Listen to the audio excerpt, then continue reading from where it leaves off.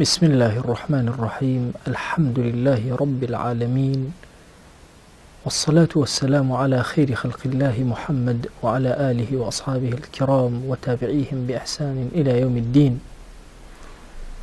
پەیامی ئەم جاران پەیامێک ئەبێ بۆ لاوانی خۆشەویست، ئەو لاوە بەڕێزانەی کە ماتۆڕسکیلەکانیان بەدەستەوەیە و ڕۆژانە و شەوانە بە کۆڵانەکانی شارەکانە ئەگەڕن.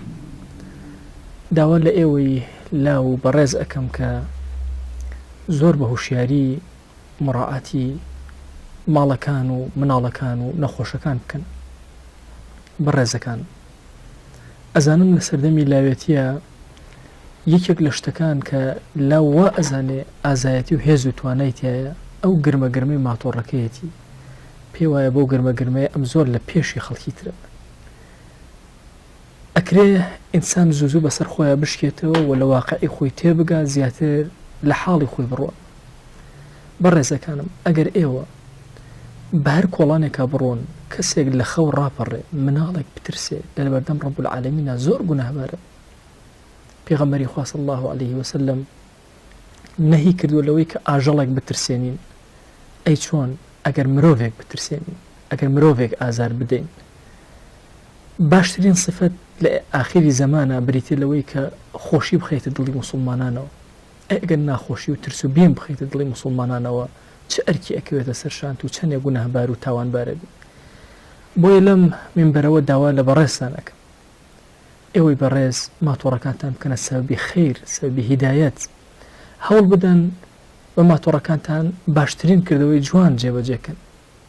پەیامێکم بۆ نووسیون لە فەیسبوک و پێیجی خۆمە پێشتر کە ئەکرێ ئێوەی ماتۆڕ سوار باشترین کاری خێر جێبەجێکەن. کەسێک ئەبینن بارێکی قورسی پێیە لە ڕێی تۆ زوو هاوکاری بکەشتەکەی بۆ بکەن. ئەکرێ بەهێمن و لەسەر خۆی هەموو کارەکانی خۆشتان جێبەجێکەن بنە هاوکارێکی زۆر گەورەش بۆ خەڵک. لە هەندێک لە وڵاتە ماتۆڕ سوارەکان بووبوونە سەبەبی خێرێکی زۆر گەورە. هەموو ئافرەتێکی فەقیری داما و کە ئەگەر نەیتوانێ بچێت نانەکەی لە شوێنێ بکات، ماتۆڕ سوارەکان ئاردەکەیان لێوەر ئەگەر تو ئەچون و ئەیانەکرد بە نان و بۆیان ئەهێنایەوە.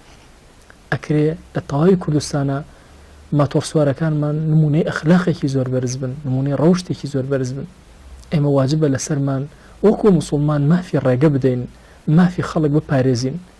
ناکرێ بۆ ئارەزومەندێکی خۆم کە هیچ سوودێکی لێ وەرناگرم هەموو خەڵکی بخەمە ناڕەحەتی و ئێش و ئازارەوە. بۆیە تکاتان لێ ئەەکەم هەوڵ بدەن ماتۆڕەکانتان لە کاری خەیرا جێبەجێکەن. بەخوا ئەگەر بچی بە ماتۆڕەکەت بۆ گوێگرتن لە دەرسێک، بۆ تەراویحی ناو مزگەوتێک، هەموو تایەکی پاسکیلەکەت ماتۆڕەکەت کە هەڵ ئەسوڕێ وەکو وایە هەنگاوێکی نوێت ناوێ بەرەو خوا زۆر دەروی خێتان لێ ئەکاتەوە. سەیرانگاکان زۆر کات ئەبینن خەوڵ و خاشاکێکی زۆر لێ کەوتووە. ئێوەی ماتۆڕ سوار ئەکرێ ماتۆڕەکانتان بەکاربێنن بۆ پاکردنەوەی سەیرانگاکان. ئەکرێ ئێوە ئیشی زۆر خێری گەورە بکەن. ئەکرێ ئێوە بنە ئەو کەسانێکەوە سەربازەوونەکان کە هەرچی کارێکی باشەیە جێبەجێ بکەن و هیچ کەسێکیش ناڕەحەت نەکەن. ئومێدمە لە دوای ئەوەی گوێت لەم پەیامە بوو هەوڵ بدەی بسمیلایەکی نوێکەی لە ژیان. هەوڵ بدەی هەموو ژیانت سوود بێ بۆ دەوروبەرەکانت، قازانج بێ بۆ خەڵک و قازانج بێ بۆ خۆت. خوای بۆ خاتی گەورەی خۆت ئەو کەسەی ڕێز لە هاوڵاتیەکانی ئەگرێ، ڕێز لە فەقیر و هەژار و نەخۆشەکان ئەگرێ، ڕێز لە مناڵەکان ئەگرێت. خوای بۆ خاتی گەورەی خۆ ڕێزی لێ بنێ. هەر کەس ماتۆڕەکەی لە کارێکی خەیرا جێبەجێ ئەکا، خوای تەوفیقی زیاد کە دەرگاکانی خێر بەسەریا واڵاکە. خوای گەورە لە گوناهی منیش و ئێوەش ببورێ. داوامە لە ذاتی پاکی پەروەردگار ئەم کەلیماتانەمان لێ قبوڵکە. وصلى الله على سيدنا محمد وعلى آله وصحبه وسلم تسليما كثيرا أبدا إلى يوم الدين.